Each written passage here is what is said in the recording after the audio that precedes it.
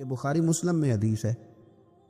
حضرت ابو ہریرہ رضی اللہ تعالیٰ عنہ کہتے ہیں حضور کی بارگاہ میں حاضر تھے تو کچھ غریب لوگ حاضر ہوئے، غربا۔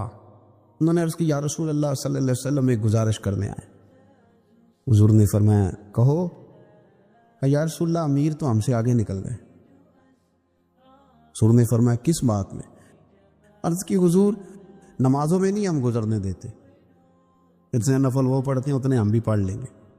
صحیح بتانا صحیح، آج کل یہ نمازوں کا مقابلہ بھی ہے کہ نفل میں نے زیادہ پڑھنے ہیں۔ عبادت میں نے، ہمارے اسلاف رحمۃ اللہ علیہ فرمایا کرتے تھے آستانوں پہ گدی نشینوں کا تو رولا ہوتا ہے، اللہ اللہ کرنے کا رولا نہیں ہوتا۔ یہ تو شور ہوتا ہے کہ سجادہ میں ہوں سجادہ، اور سب نے کوئی نہ کوئی کہانی سنائی ہوتی، کہتے نہیں ابا جی مجھے کہہ گئے تھے کان میں، دوسرا کہتے نہیں مجھے لکھ کے دے گئے تھے، تیسرا کہتا تمہیں تو پتہ ہی نہیں، تم تھے ہی نہیں، عمرے پہ تو میرے ساتھ گئے تھے۔ جو میرے ساتھ ان کا معاہدہ ہوا وہ خانہ کعبہ میں ہوا ہے، لہذا میرا پہلا نمبر ہے۔ سب کے پاس کوئی نہ کوئی معاملہ ہوتا ہے، یہ سارے کام کچھ ضروری نہیں۔ ضروری کیا ہے کہ وہ جو کہتے تھے کرو، جس نے سب سے زیادہ کر کے دکھایا وہ زیادہ جانشین ہے، وہ زیادہ جانشین ہے جس نے زیادہ کر کے دکھایا۔ معاملہ تو یہ ہے کہ اس رستے پہ کس کس نے چلنا۔ لوگ تو سجادہ نشینی سے بھاگا کرتے تھے، بھاگتے تھے۔ حضرت ابو بکر صدیق رضی اللہ تعالیٰ عنہ کا وصال ظاہری ہوا تو حضرت عمر خلیفہ بنے، تیسرا دن تک خلیفہ بنے ہوئے، 2-3 چھوٹی چھوٹی بچیاں آ گئی، چاچا جان آپ خلیفہ بنے؟ فرمایا ہاں۔ چلو پھر عصر کے بعد ابو بکر ہمارے گھر جاتے تھے۔ فرمایا پتر تمہارے گھر کیا ہے؟ کہنے لگی ہم یتیم ہیں، ہمارا بھائی کوئی نہیں۔ ابو بکر روز عصر کے بعد آتے تھے، ہماری بکریوں کا دودھ دھو کے ہمیں دے جاتے تھے، کچھ بیچ کے گزارا کر لیتی تھی، کچھ پی لیتی تھی۔ چچا 3 دن ہو گئے، میری اماں بھی روتی ہے، بہنیں بھی روتی، آپ چلیں گے؟ تو جناب سیدنا عمر فاروق کہتے ہیں میں نے دستار سر پہ رکھی اور پٹکا میں نے اپنے کندھے پہ رکھا، بیٹیاں آگے آگے میں پیچھے پیچھے، روتے جا رہے ہیں۔ ایک صحابی نے پوچھا عمر کیوں رو رہے ہو؟ کہنے لگے یار یہ ابو بکر کتنا مشکل رستہ دے کے گیا، کتنا مشکل رستہ ہے اس کے طریقے پہ چلنا۔ یہ لوگ تو سجادہ نشینی اتنا کٹھن کام تھا، لوگ بھاگا کرتے تھے۔ شوق آ گیا۔ اب رسول کریم علیہ السلام کے حضور ناز حاضر ہو کے عرض کی حضور امیر آگے گزر گئے، نمازوں میں نہیں ہم گزرنے دیتے، ہم ان سے زیادہ پڑھیں گے، نفلوں میں نہیں گزرنے دیتے، زیادہ پڑھیں گے۔ یا رسول اللہ صلی اللہ تعالی علیہ وسلم ہم انہیں نہ تلاوت قرآن پاک میں نہیں آگے گزرنے دیں گے، وہ ہم زیادہ پڑھیں گے، لیکن حضور وہ مالدار ہیں، غلام آزاد کرتے ہیں، صدقات کرتے ہیں، خیرات، اس کا ہم کیا کریں؟ حضرت سیدنا ابو ہریرہ فرماتے ہیں کہ جواب تو حضور نے بعد میں دینا تھا، اور جب ان کا سوال ختم ہوا تو میں نے حضور کا چہرہ نور دیکھا تو رسول پاک کا چہرہ خوشی سے کھلتا ہوا مجھے نظر آیا۔ گویا یہ جو رشک ہے نا کہ نیکی میں آگے گزرنا، یہ حضور کو اتنا پسند آیا تو ان کے سوال سے حضور بڑے راضی ہوئے۔ کریم فرمانے لگے، حضور فرمانے لگے میں تمہیں ایک وظیفہ بتاتا ہوں، تم وہ پڑھو، امیر جتنی بھی نیکیاں کریں گے نا اللہ تمہیں ان کے برابر ثواب دے دے گا، لے لو نسخہ، یہ کرو کام۔ یا رسول اللہ بتائیں؟ فرمایا رات کو نا 33 بار سبحان اللہ پڑھا کرو، 33 بار الحمدللہ پڑھا کرو، 34 بار اللہ اکبر پڑھا کرو۔ اب جتنی بھی نیکیاں امیر کریں گے نا تمہارے وظیفے کی برکت سے اللہ تمہیں ان کے برابر ثواب عطا کر دے۔ اب جناب ابو ہریرہ کہتے میں نے ان کے چہرے دیکھے تو مجھے یوں محسوس ہوا کہ جس طرح کسی بندے کی کھوئی ہوئی رقم مل جائے تو وہ راضی نہیں ہوتا، کھوئی ہوئی رقم مل جائے تو بڑا جیسے کوئی اس کے ہاتھ، چلیں اپنا ترجمہ کر لیتے ہیں، کمیٹی نکلنے پہ نہیں بندہ بڑا راضی ہوتا کہ 11 مہینے سے دے رہا تھا، 10 مہینے سے چلو نکل ہی آئی ہے، شکر ہے اللہ کا، بڑا خوش ہوتا ہے بندہ، بڑا راضی ہوتا ہے۔ اس طرح ان لوگوں کے چہرے کھل اٹھے، کیا بات ہے حضور، بس اب نہیں ہم گزرنے دیتے۔ گھر چلے گئے، وظیفے پڑھنے لگے۔ کچھ دنوں کے بعد ان میں سے کچھ لوگ واپس آئے۔ حضرت ابو ہریرہ کہتے ہیں مجھے چونکہ وہ پرانی بات یاد تھی تو میں دلچسپی سے ان کا آنا جانا دیکھنے لگا۔ ابو کریم کی بارگاہ میں آ کے بیٹھے تو ان میں سے ایک شخص بڑی پریشانی کے ساتھ کہنے لگا حضور بڑی پریشانی لگ گئی. فرمایا کیا ہوا؟ عرض کی یا رسول اللہ صلی اللہ علیہ وسلم وہ جو آپ نے وظیفہ بتایا تھا نا، میرے کچھ پڑوسی امیر ہیں وہ تو انہوں نے بھی سن لیا ہے. حضور رات میں نے سنا ہے وہ مالدار بندہ ہے، صدقے خیرات بھی بڑے کرتا ہے، غلام بھی بڑے آزاد کرتا ہے، پر وہ بھی سوتے وقت 33 بار سبحان اللہ پڑھ رہا تھا. وہ تو اس نے بھی سن لیا حضور وہ بات یہاں سے نکلی ہے، جانے کہاں کہاں پہنچی ہے، تو وہ بھی پڑھ رہا تھا حضور اب کیا بنے گا؟ تو کہتے ہیں اس کے سوال پر بھی میرے حضور بڑے ہی مسکرائے، باقاعدہ دہک ہو گیا حضور کے، دہک ہو گیا. سرکار کھول کے نہیں مسکراتے، لیکن آج حضور اتنا مسکرائے کہ میں نے حضور کے مقدس دانتوں کی زیارت کر لی.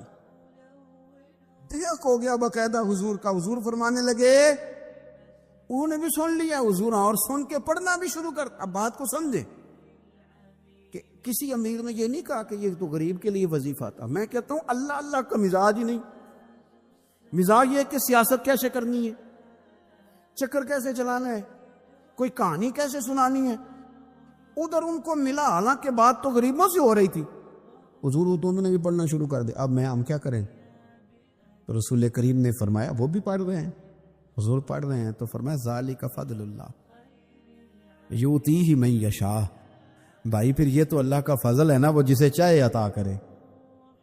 اب یہ حضور نے کہہ دیا تو حضرت ابو ہریرہ کہتے ہیں میں نے پلٹ کر ان لوگوں کے چہرے دیکھے، قربان جائیں، میں نے پھر ان کے چہروں پر اطمینان دیکھا، میں نے سکون دیکھا، اس لیے کہ وہ سمجھ گئے جب رب فضل کرے تو پھر فضل کے معاملے میں اللہ کے بندے بحث نہیں کیے کرتے. وہ مطمئن ہو کے گئے، کہنے لگے حضور پھر ٹھیک ہے، اگر مالک اس طرح تقسیم کر رہا ہے تو پھر ہم راضی ہیں اپنے رب کریم کی رضا پہ. دو دولتیں، دو قسم کا مال اگر اللہ کسی کو دے دے، دو قسم. یا رسول اللہ صلی اللہ علیہ وسلم وہ دولت کون سی ہے؟ تو حضور نے یہ نہیں فرمایا کہ اگر اللہ تبارک و تعالیٰ اسے سونا دے دے، چاندی دے دے، پیسے دے دے، جائیداد دے دے، اولاد دے دے، یہ نہیں. دیکھیے حضور نے دولت کس کو کہا. نبی پاک فرماتے ہیں دو قسم کا سرمایہ جس کو ملا اسے کائنات کی ہر نعمت مل گئی. اور حضور نے فرمایا میں اپنے غلاموں کو نصیحت کرتا ہوں یہ دو دولتیں ایسی ہیں جو اللہ سے مانگا کریں. صبح و شام رب کریم سے ان دو پیسوں کا، سرمایے کا، اس خزانے کا سوال کریں. یہ مل گئے تو تمہیں ہر شے مل گئی. یا رسول اللہ وہ کون کون سی چیزیں ہیں؟ فرمایا ایک جس شخص کو اللہ نے معاف کرنے کی دولت عطا کر دی، جو معاف کرنے لگ گیا، جس کی طبیعت میں درگزر آ گیا، جو معاف کرنے لگا، غلطیاں معاف کرنے لگا، جس کو ایک دولت یہ مل گئی. اور دوسرا میرے مصطفیٰ نے فرمایا جسے اللہ نے یقین کی دولت عطا فرما دی.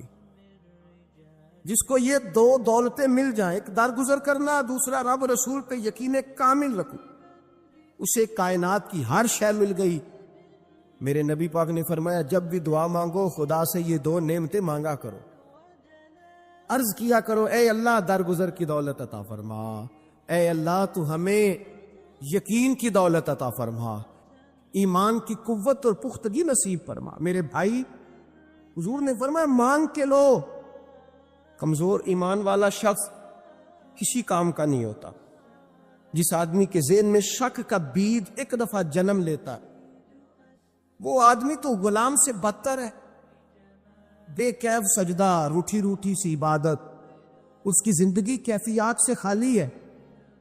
جس شخص کو پتہ چل جائے نا لوگ میرے مخالف ہیں، اس کا تو سجل رہتا ہی کوئی نہیں. اصل بات یہ ہوتی ہے کہ یہاں سوچ بیٹھا ہے کہ دنیا میرے خلاف ہے، یہاں مخالفت یہاں بیٹھ گئی ہے. دو بندے باتیں کر رہے ہیں تو پریشان ہے، میرے خلاف ہی لگے ہوئے، میری ہی بات ہو رہی ہے، کیونکہ اصل تکلیف کہاں ہے. اور اگر یہاں یقین کامل ہو گیا نا کہ سارے مجھ سے پیار ہی کرتے ہیں، تو پھر دو بندوں کو بات کرتا دیکھیں گے تو یہی سوچے گا میری تعریفیں کر رہے تھے، کہہ رہے تھے کیا ہی بات ہے اس کی. او بھائی یاد رکھیں، یہاں اپنے آپ کو اطمینان دیں، یقین کی دولت دیں، قرار کی دولت دیں، سکون کی دولت دیں. یقین، اطمینان، اگر آپ کو ایمان اور یقین حاصل ہو تو پھر دعا کریں اللہ اس پر استقامت عطا فرمائے، پھر اس پہ ڈٹ جائے۔ نبی پاک صلی اللہ علیہ وسلم نے فرمایا میں اس بات کا خوف نہیں کرتا کہ میری امت کمزور ہو جائے گی، اس بات کا ڈر نہیں کہ پیسے ختم ہوتے ہیں، نہ یہ خوف ہے کہ بھوکی مرے گی۔ حضور کس بات کا خوف ہے؟ تو نبی پاک نے فرمایا خوف یہ ہے کہ ان کا یقین کمزور ہو جائے گا، ان کا یقین۔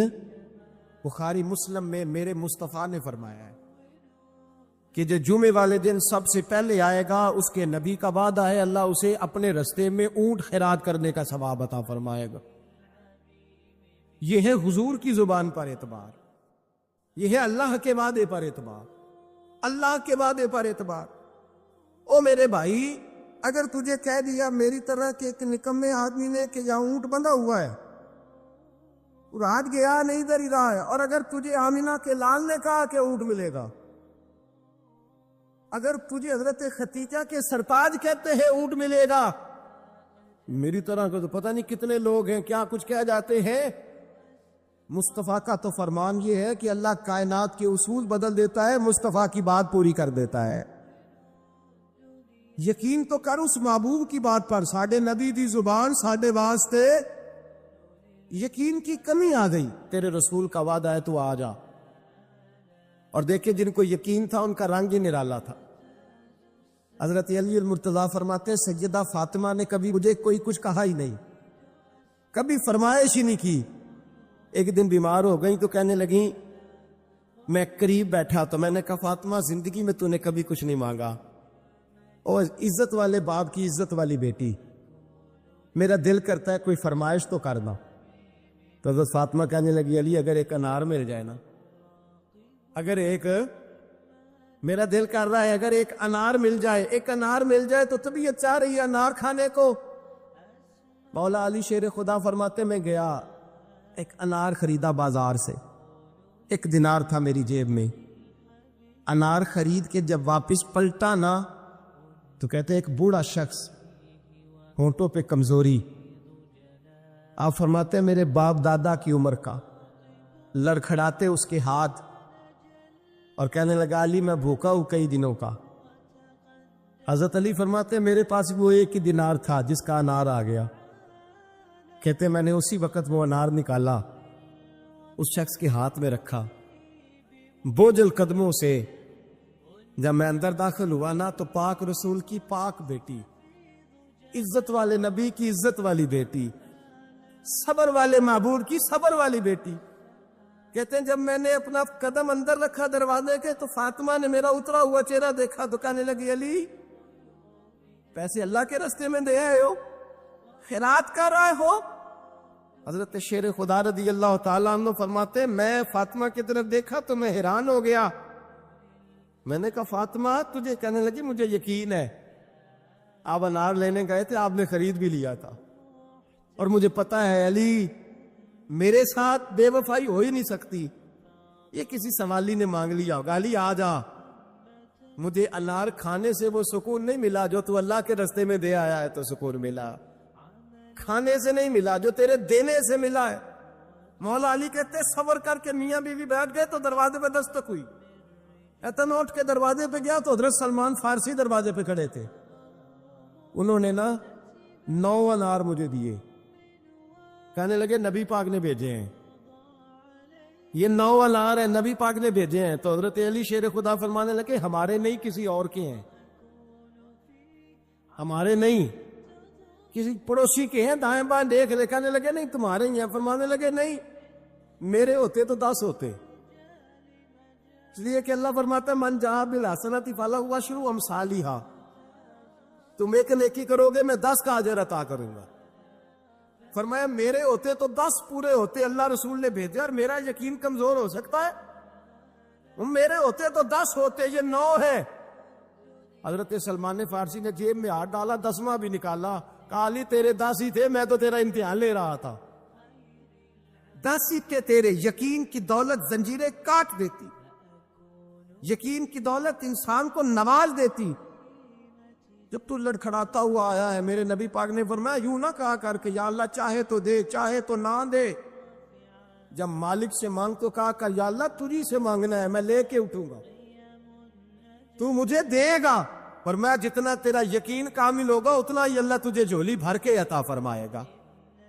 کمزور سا مسلمان، لڑکھڑاتا سا مسلمان دیکھتا ہوں، کرتا ہوں، اور یہ بھی نہ دیکھا کریں بھائی ایمان یقین کو استقامت کے درجے پہ لیں، یہ نہ دیکھا کریں کہ وہ کیسے دے گا، وہ کسی وسیلے کا محتاج نہیں ہے، وسیلے کو پسند کرتا ہے، پر وسیلے کا محتاج وہ بغیر وسیلے کے بھی دے دیتا ہے۔ ہر آدمی ماں باپ کے ذریعے پیدا ہوتا ہے، اگر پیدا کرنا چاہے تو جناب عیسیٰ کو بغیر باپ کے پیدا کر دیتا ہے۔ سوچ کو مسلمان کرو، اپنی زبان کو مسلمان کرو، اپنے کان کو مسلمان کرو، اپنی نظر کو مسلمان کرو، اپنی روح کو مسلمان کرو۔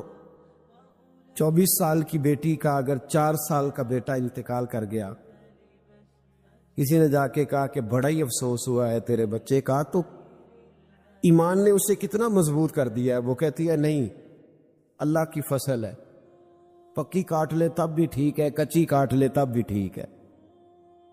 اب یہ جو نظریہ ہے اس نے اسے جوان کر دیا ہے، مضبوط کر دیا ہے، توانا کر دیا۔ اس نے اس کے اندر ایک تبدیلی، اسلام سوچ کی تبدیلی کا نام ہے۔ اگر نظر بھی میلی رہے،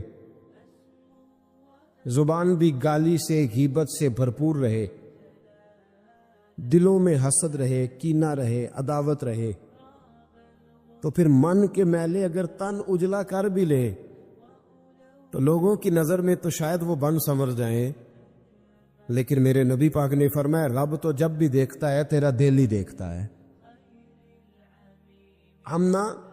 ہم اپنے بوسیدہ جسموں پر رنگین کپڑے پہن کے نا مرے ہوئے من کا تن اجالا کر کے لوگوں کے سامنے آتے، دیکھ لو میں کتنا نیک پرہیزگار ہوں۔ او بھائی، نیکی اور پرہیزگاری کا تعلق دنیا داروں کے ساتھ نہیں ہے، نیکی اور پرہیزگاری کا تعلق اللہ رسول کے ساتھ۔ تو بتا تیرا رب رسول کے ساتھ وہ رشتہ کتنا مضبوط ہے۔ حضرت بایزید بستانی رحمۃ اللہ علیہ کا زمانہ مبارکہ تھا، تو ایک یہودی اور مسلمان کا دوستانہ تھا، تو وہ یہودی سے وہ مسلمان دوست روز کہتا تو مسلمان ہو جا، وہ ٹال دیتا، کہتا چل یار ٹھیک ہے انشاءاللہ خیر ہو جائے گی، جس طرح انسان ٹال مٹول کرتا ہے نا اپنے جملوں میں، وہ ٹالتا۔ وہ کہتا نہیں یار تو مسلمان ہو جا، تو میرے دین میں آ جا، میرا دوستانہ بھی ہے، پیار بھی ہے، تعلق بھی ہے، میں چاہتا ہوں مذہب بھی ایک ہو جائے، عقیدہ اور نظریہ بھی، تو مسلمان ہو جا۔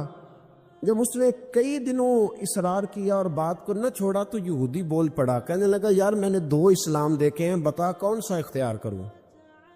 2 اسلام دیکھے، کہا 2 اسلام کون سے؟ کہنے لگا ایک اسلام وہ ہے جس پہ تو عمل کرتا ہے، اور ایک اسلام وہ ہے جس پہ حضرت بایزید بستامی عمل کرتے ہیں۔ میں نے 2 اسلام دیکھے، ایک میں نے تجھے دیکھا ہے کہ میں شراب پیتا ہوں تو معاذ اللہ تو بھی میرے ساتھ پیتا ہے، حالانکہ تو مسلمان ہے۔ اگر میں جوا کھانے جاتا ہوں تو بھی میرے ساتھ جاتا ہے، حالانکہ تو مسلمان ہے۔ اگر میں جھوٹ بول رہا ہوتا ہوں تو 10 مجھ سے بڑھ کے بولتا ہے، حالانکہ تو مسلمان ہے۔ اگر میں چوک میں کھڑے ہو کر معاذ اللہ بہن بیٹی بہو پہ گندی نظر ڈال رہا ہوتا تو بھی ڈال رہا ہوتا ہے، حالانکہ تیرا دعویٰ ہے کہ تو مسلمان ہے۔ ہم دونوں پارٹنر ہیں، بزنس کرتے، جہاں سے حرام کمائی میں کھاتا ہوں تو بھی وہیں سے کھاتا ہے، حالانکہ تو مسلمان ہے۔ کہنے لگا ایک اسلام تیرا ہے اور ایک اسلام حضرت بایزید بستامی کا ہے، اس کی میں نے نظر کو بھی پاک دیکھا ہے، جسم کو بھی پاک دیکھا ہے، روح کو بھی پاک دیکھا ہے۔ مسلمان جائیں تو ان کو بھی اس کے پاس سکون ملتا ہے، بے ایمان چلے جائیں تو اللہ دولت ایمان عطا فرما دیتا ہے۔ ایک اسلام تیرا ہے، ایک اسلام حضرت بایزید کا ہے، تو بتا کون سا دین قبول کروں؟ اگر تو تیرے والا اسلام ہے تو پھر تو اس میں کوئی مسئلہ نہیں، کلمہ ہی ایک پڑھنا ہے، لا الہ الا اللہ محمد رسول اللہ صلی اللہ علیہ وسلم، باقی تو سارے کام وہی ہیں جو یہودیوں والے، عیسائیوں والے، کافروں والے۔ تو ٹھیک ہے پڑھا دے، پڑھ لیتا ہوں، ایک کلمے کا فرق ہے۔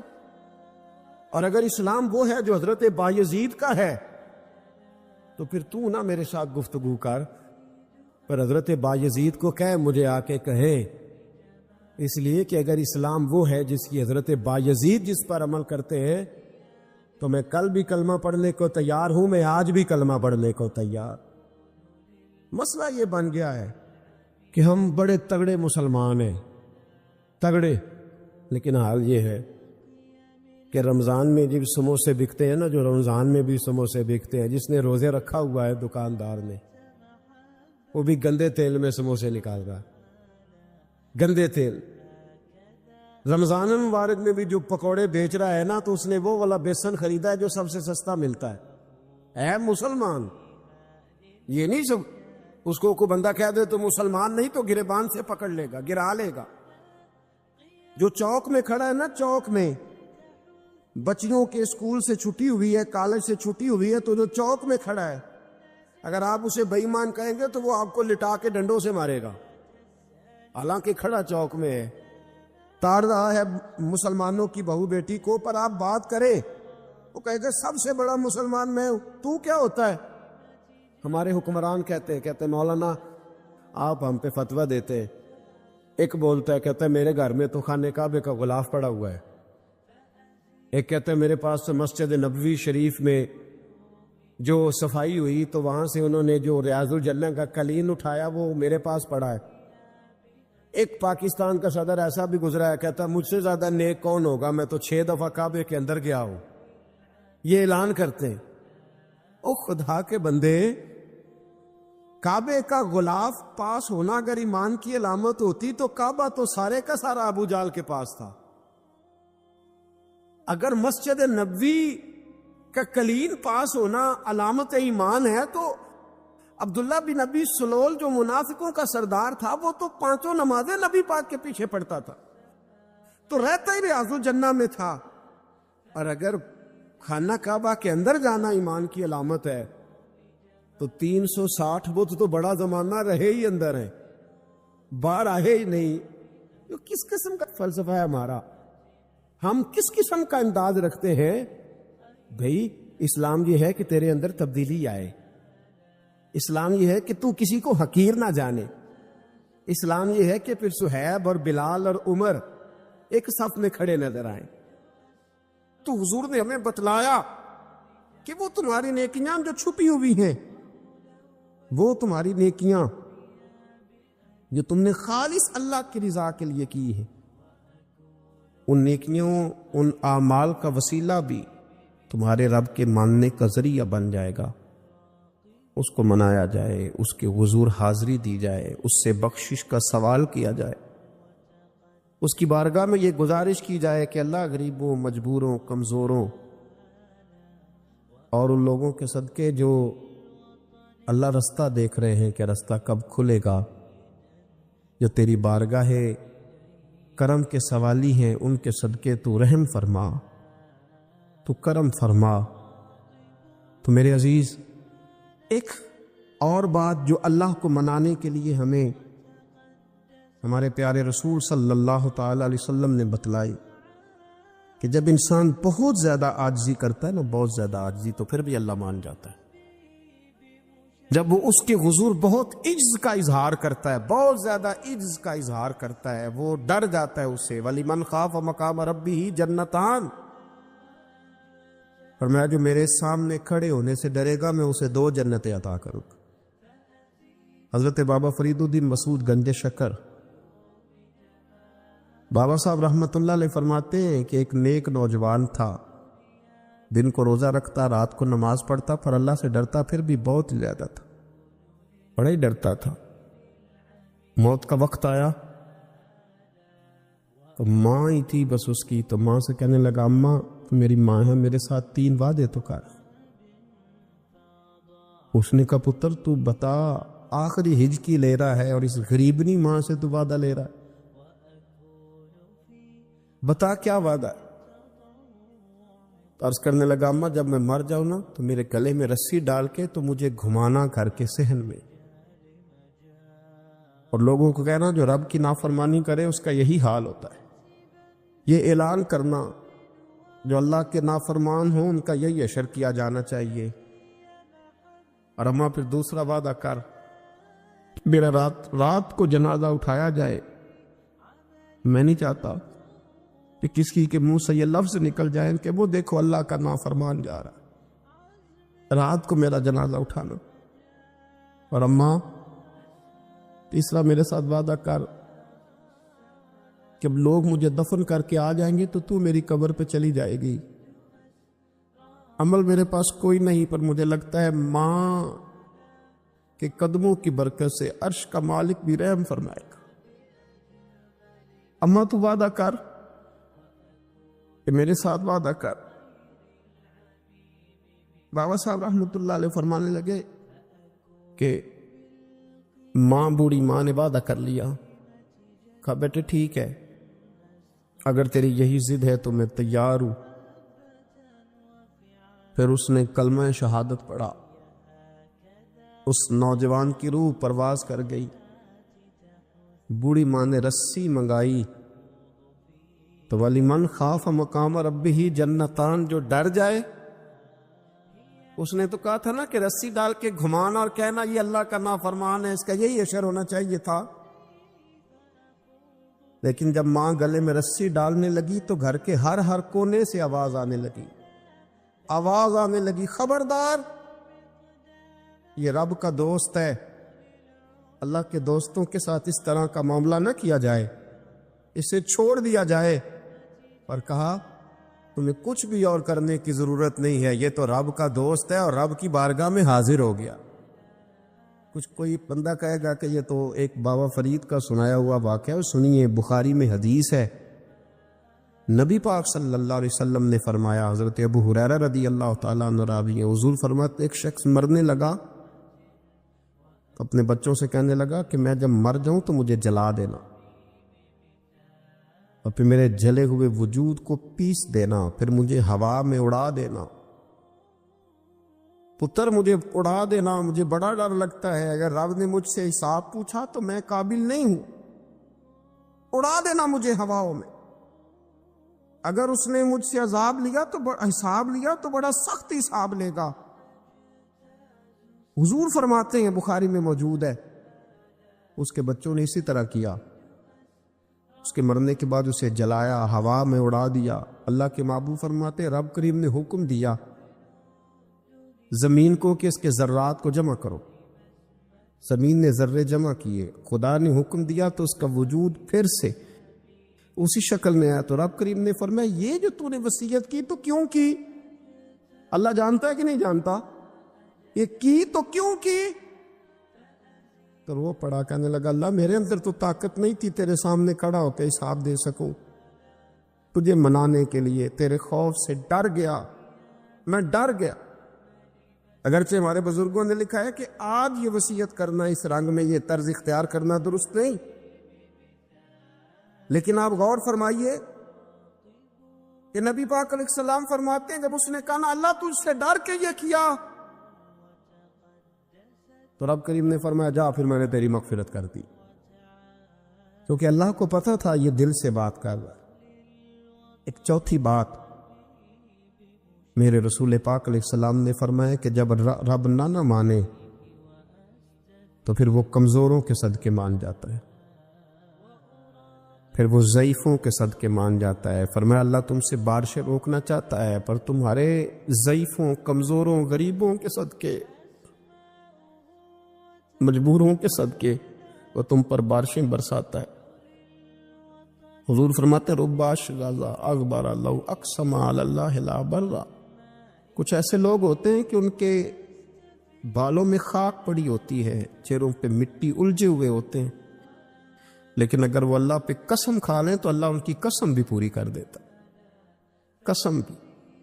حضرت عبداللہ ابن مبارک فرماتے ہیں، ابن قدامہ نے لکھا ہے، فرماتے ہیں بارش نہیں ہوتی تھی مکے میں، قحط پڑ گیا تو سب لوگ مسجد الحرام سے باہر کھلی جگہ میں نکلے دعا کرنے کے لیے، سب اپنی اپنی دعائیں کر رہے تھے، تو میں تھوڑا باہر ہوا تو اچانک ایک غلام آیا، کالا سیاہ رنگ، 2 رکعتیں نماز پڑھ کے تو ہاتھ پھیلائے، تو کہنے لگا اللہ مجھے پتہ ہے یہ جو کچھ بھی ہوا ہے میری نافرمانیوں کی وجہ سے ہوا ہے، تو ناراض ہو گیا نا، تو نے بارش روک لی، تو ناراض ہو گیا نا، ہمیں سبق سکھانا چاہتا ہے نا۔ یہ کسی اور کی وجہ سے نہیں، یہ صرف میری نافرمانیوں کی وجہ سے۔ اللہ رحم فرما، تیرے بندے تھوڑی سی بھی سختی برداشت کرنے کی طاقت نہیں رکھتے، کمزور ہیں، ڈر جاتے، غلام ہے، دعائیں مانگ رہا۔ حضرت عبداللہ ابن مبارک فرماتے ہیں اس نے چہرے پہ ہاتھ پھیرے تو کالی گھٹائیں چھا گئی، بارش ہونے لگی، میں اس کے پیچھے گیا، اس کا گھر ڈھونڈ آیا، تعقب کیا، پیچھا کیا، گھر میں نے تلاش کر لیا، اور گھر کو تلاش کر کے جب میں واپس آیا تو میں نے حضرت فضیل بن عیاض سے ذکر کیا تو کہنے لگے کسی طریقے سے اسے حاصل کرو۔ فرماتے میں اس کے گھر گیا، اس کے مالک نے مجھے دیکھا تو کہا عبداللہ ابن مبارک میرے گھر، اتنے بڑے ولی، اتنے بڑے درویش، اتنے بڑے محدث۔ میں نے کہا تیرا غلام چاہیے، اس نے کئی غلام دکھائے، میں نے کہا نہیں یہ نہیں، اس نے کہا یہ بڑے بڑے اچھے ہیں، کوئی سے بھی آپ لے لے، خرید لے، میں نے کہا نہیں۔ پھر وہ لاغر صاحب، وہ کمزور صاحب، وہ ضعیف سا نکل کر کے آیا، میں نے کہا یہ مجھے دے دو، تو کہنے لگا یہ تو بیچارہ بے ضرر سا آدمی ہے، کیا لے کے کریں گے؟ میں نے کہا نہیں مجھے یہی چاہیے۔ میں اس کو ساتھ لے کے چلا تو رستے میں پوچھنے لگا کہ میرے اندر تو کوئی ایسی بات نہیں تھی، مجھے کیوں خریدا؟ آپ مجھ سے کیا خدمت لیں گے؟ تو عبداللہ ابن مبارک فرمانے لگے میں نے کہا کوئی خدمت بھی نہیں لوں گا، میں تو خود تیری خدمت کروں گا، میں تیرا بیاہ کراؤں گا، تیرے لیے مکان بناؤں گا، میں تیری خدمت کروں گا، میں تیرا اور تیرے رب کا رشتہ دیکھ چکا ہوں، میں تیرا اپنے مالک کے ساتھ جو تعلق ہے اسے دیکھ چکا ہوں۔ کہتے میں نے جب لفظ کہے تو مجھے کہنے لگا 2 رکعتیں پڑھ لوں، اب مجھے لے جانا پر 2 رکعتیں پڑھ لوں؟ کہتے میں نے کہا پڑھ لو۔ تو 2 رکعتیں پڑھنے کے بعد میری طرف دیکھ کے کہنے لگا آقا مجھے اپنا حق معاف کر دینا، میں خدمت نہیں کر سکا۔ پھر کہنے لگا اللہ راز تو کھل گیا، اے اللہ راز تو کھل گیا، اللہ تیرا میرا معاملہ تھا، راز تو کھل گیا، راز تو کھل گیا، اللہ راز تو کھل گیا، میں سراپا مخزن راز تھا، میں رہا تھا مدت و راز میں، یہ تو تیرا شوق کے دید کشاں کشاں مجھے کھینچ لایا مجاز میں، اللہ راز کھل گیا۔ یہ لفظ کہتے کہتے کہتے کہتے اس شخص نے کلمہ پڑھا اور اس کی روح پرواز کر گئی، اس کی روح ہی پرواز کر گئی۔ تو کبھی ان کمزوروں کے ذریعے بھی اللہ کو منایا جا سکتا ہے، تو رب کو منانے کی کوشش کریں۔ وصلی اللہ تعالی علی حبیبہ سیدنا و مولانا محمد علیہ وصحبہ